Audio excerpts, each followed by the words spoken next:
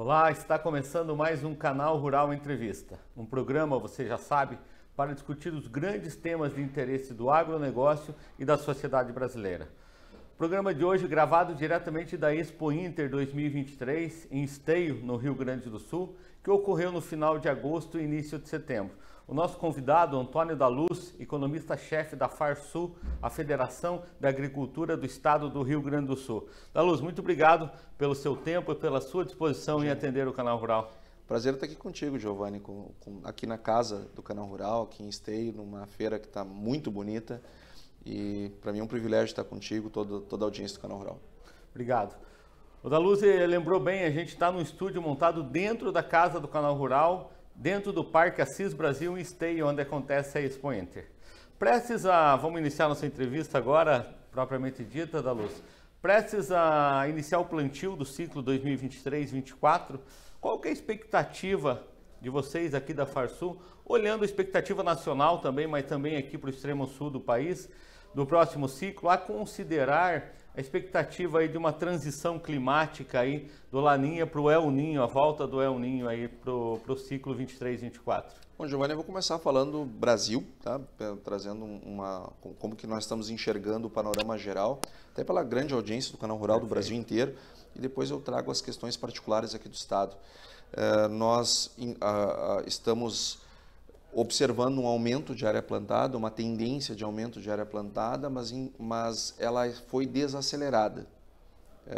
Foi desacelerada pela queda que nós tivemos nos preços das commodities, que foi ocasionada, certamente falaremos isso ao longo da entrevista, por esse caos logístico que se tornou o nosso país.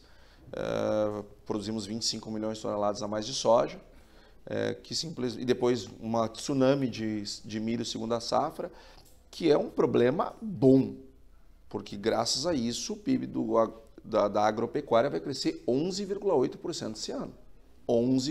Qual é o país, Giovanni, que cresce 11,8%? Qual é o segmento? Olha para a China, ver se a China cresce 11,8% em alguma coisa. Nós estamos crescendo 11,8% no setor agropecuário. Só que esse problema bom, ele não está sendo adequadamente respondido pelo próprio país da maneira que deveria, porque senão gerou um caos logístico e nós estamos destruindo uma parte desse PIB quando nós aumentamos o preço dos fretes, etc. Não conseguimos vender aos preços que tínhamos pela ineficiência da infraestrutura. E eu acho que isso botou um certo pé no freio dos produtores, que eu acho até inclusive prudente.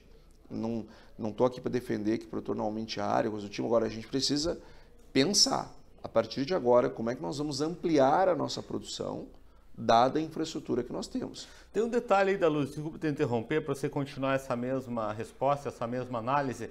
Sim, a gente assistiu um recuo no preço das commodities, tá? Chicago, preço internacional, o câmbio também depreciado no Brasil também achata ainda mais esses preços aqui no mercado interno, mas a gente viu também uma redução no custo de alguns insumos. Isso chegou tarde quando a gente fala de ciclo 2023-24? Quando é que nós vamos separar as safras. Safra 23-24, nós estamos plantando ela, vamos plantá-la com um custo bem menor do que se plantou a 23. Isso não tem nem o que discutir. Agora, a safra 23, nós plantamos com um custo lá em cima e quando fomos vender, quando nós colhemos, o preço estava lá embaixo. E nesse intervalo, o preço em Chicago não teve grandes quedas, foi até depois, quando nós olhamos para 24. Mas para 23, o preço em Chicago se manteve muito bom. Não foi a taxa de câmbio o problema também na safra 23, porque se nós pegarmos abril de 23 e comparar com abril de 22, o câmbio estava mais alto em 23 do que em 22. Só que por que a soja então sai de 170, 180 e vai para 110 em alguns locais? Porque nós colhemos muito mais e era muita gente querendo vender ao mesmo tempo, não tem onde armazenar, as rodovias são as mesmas, as ferrovias são as mesmas, as hidrovias são as mesmas, os portos são os mesmos.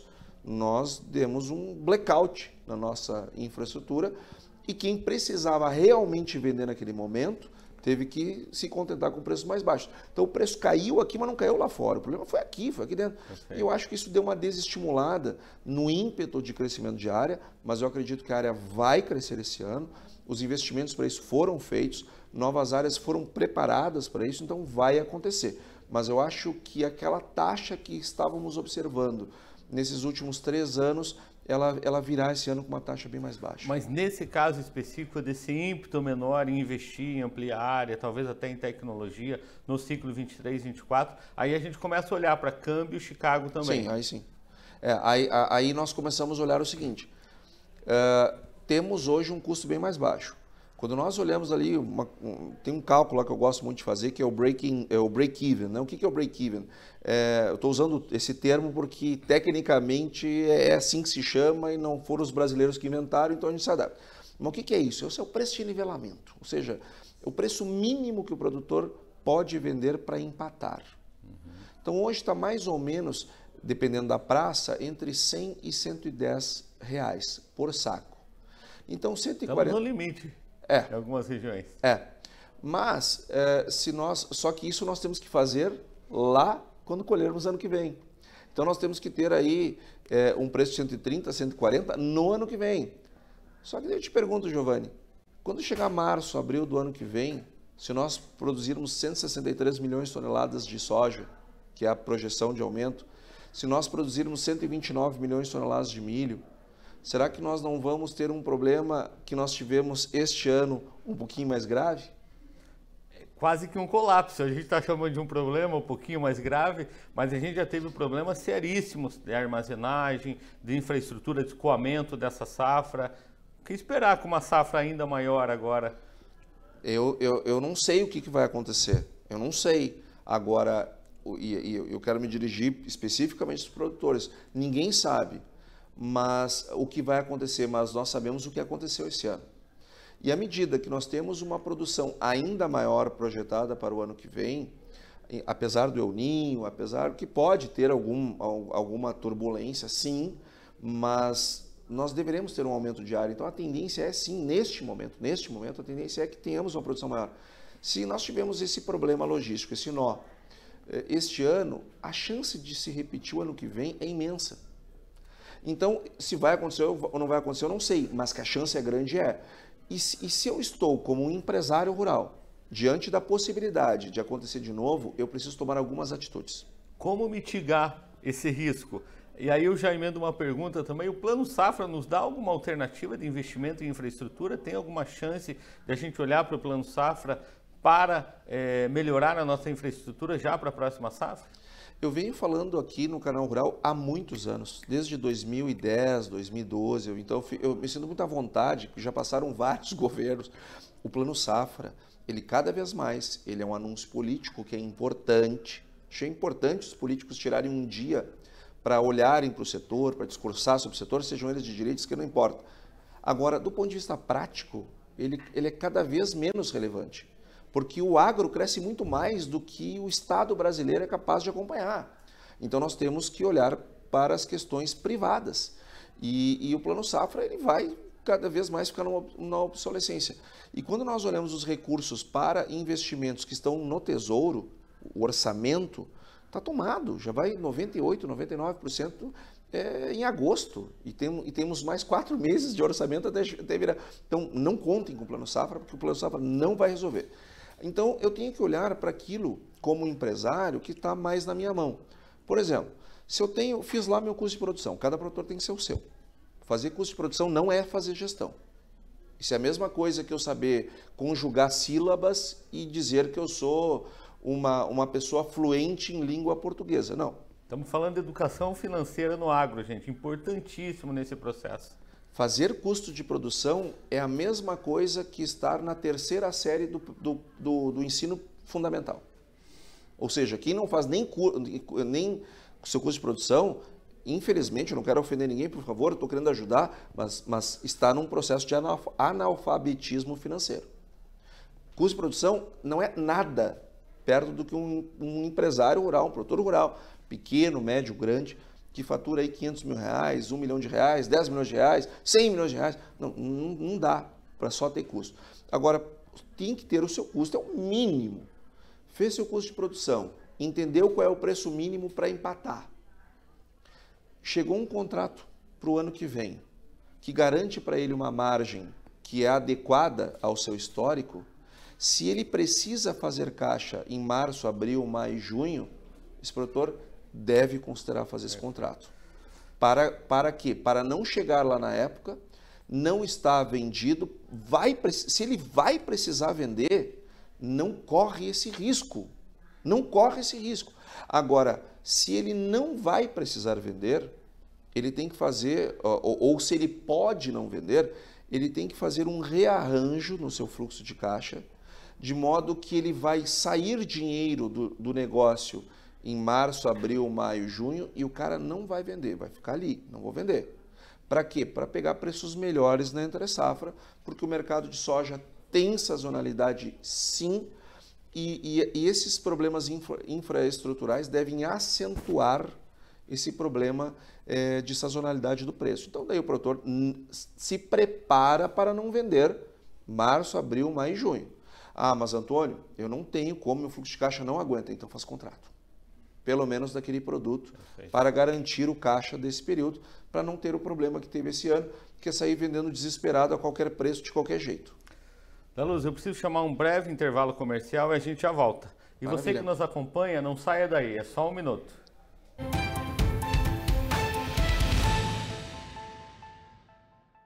Olá, estamos de volta com o Canal Rural Entrevista, conduzido diretamente da Casa do Canal Rural, dos estúdios do Canal Rural na Expo Inter 2023. E lembrando, recebendo Antônio Daluz, economista-chefe da Farsul. Mais uma vez, muito obrigado, Daluz.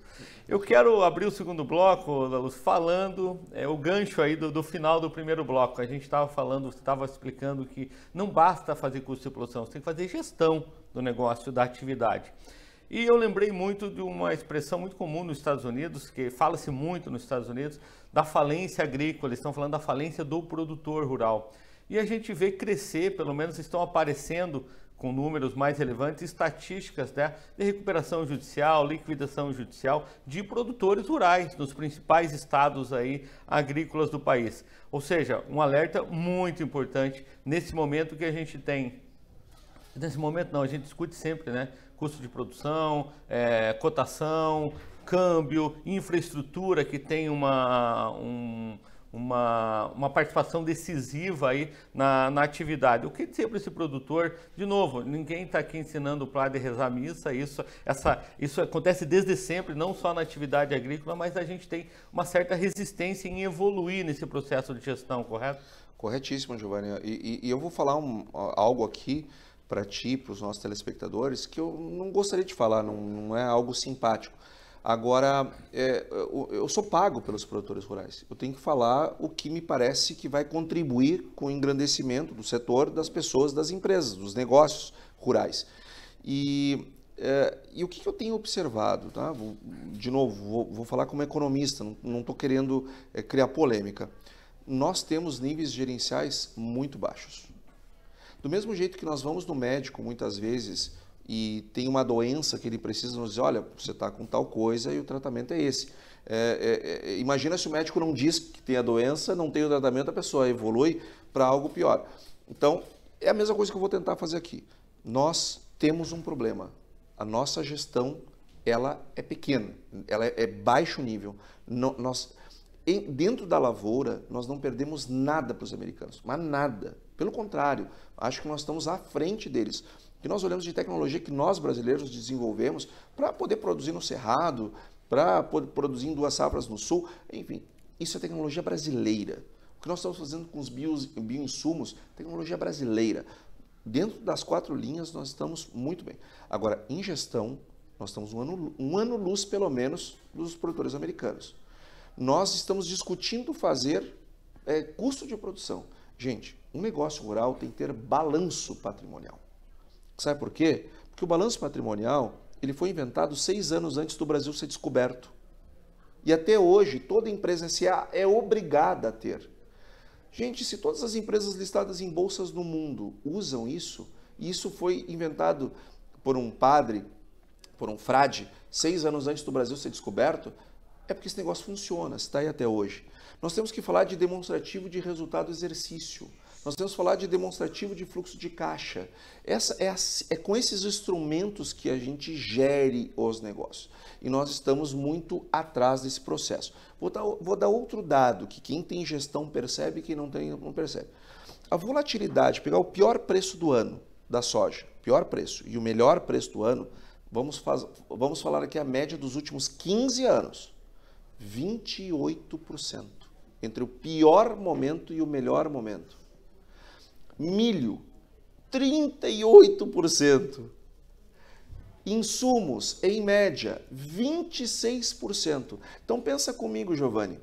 Um produtor que compra mal seus insumos pode estar comprando, se comprar no pior momento, vai pagar 26% a mais do que o melhor momento. E se ele vender o seu grão no pior momento, ele vai pagar 38%, vai receber 38% menos do que poderia, em média. No caso do milho, 28% da soja.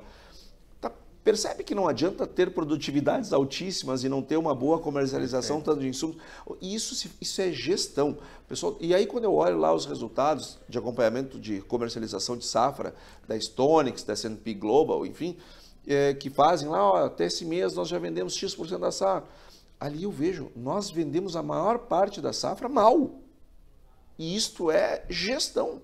Gestão tu traz informação, dado para você trabalhar de forma estratégica também. Correto? Claro, então eu não estou aqui para culpar os produtores, pelo amor de Deus, eu tenho o maior respeito por isso que os produtores fazem 11,8% de PIB, meu país só cresce por causa do produtor. Agora, eu como um economista focado no agronegócio, eu preciso dizer para os produtores, nós precisamos evoluir nestes processos, porque nós estamos deixando dinheiro na mesa e alguém está pegando esse dinheiro, está pegando na mesa e está pegando o que nós estamos deixando. Ninguém está nos roubando, nós estamos pegando, nós estamos deixando. Perfeito. Conta um pouco para a gente da expectativa de vocês aqui no Rio Grande do Sul. A gente vem de 2, 3 anos aí de laninha, a gente sabe que a gente tem uma distribuição pior ou menos chuvas também aqui no sul, que acaba impactando a produção.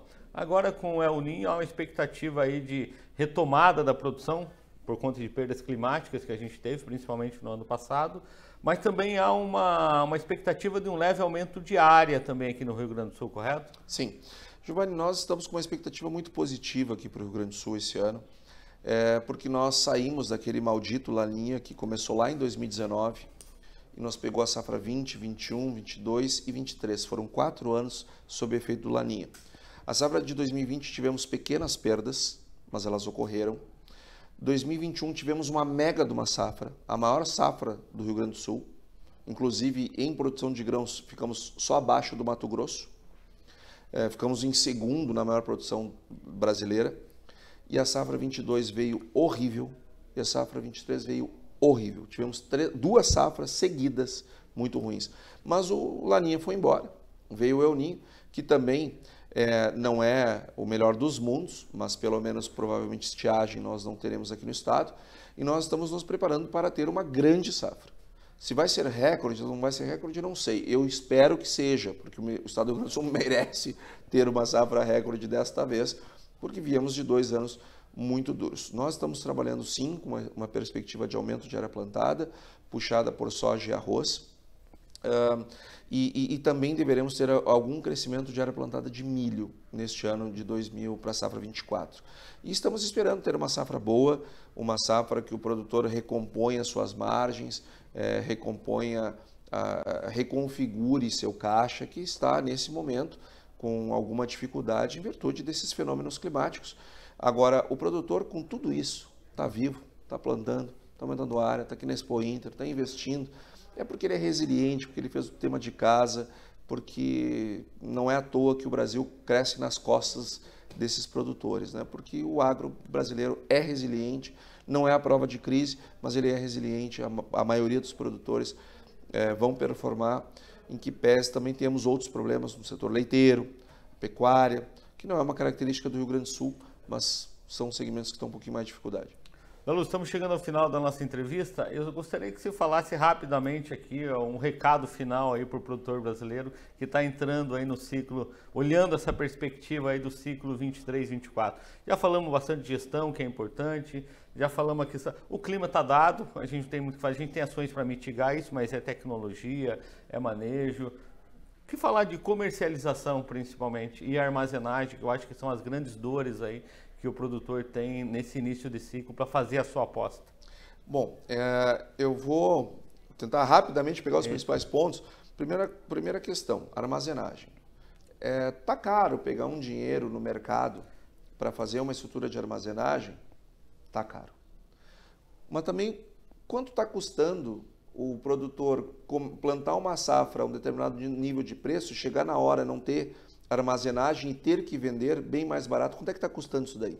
Será que isso não está custando mais caro? Ponto número 2. Já aconteceu o problema em 2023. Não sei se vai acontecer de novo em 2024, mas as chances são imensas. Será que eu não devo refletir melhor sobre a questão de armazenagem? Ponto número 2. Na iminência de termos um problema de novo, dos preços despencarem na safra e depois recuperarem ao longo do ano, o que eu tenho, que ações eu devo tomar para melhorar o meu caixa? Se eu necessariamente preciso de dinheiro março, abril, maio, junho, eu tenho que vender mais, fazer mais barter, mais venda futura, mais contratos a termos. Tem que fazer. Tem meu custo de produção, estou com um preço acima dele, está me garantindo margem? Faz, não especula mais. Perfeito. Tony, obrigado pela sua disponibilidade, de novo à sua disposição e nos atender para o Canal Rural Entrevista. Imagina, Giovanni, eu que agradeço por estar aqui nessa mega estrutura aqui do Canal Rural aqui em Esteio. E você que nos acompanha, muito obrigado pela audiência e até o próximo Canal Rural Entrevista.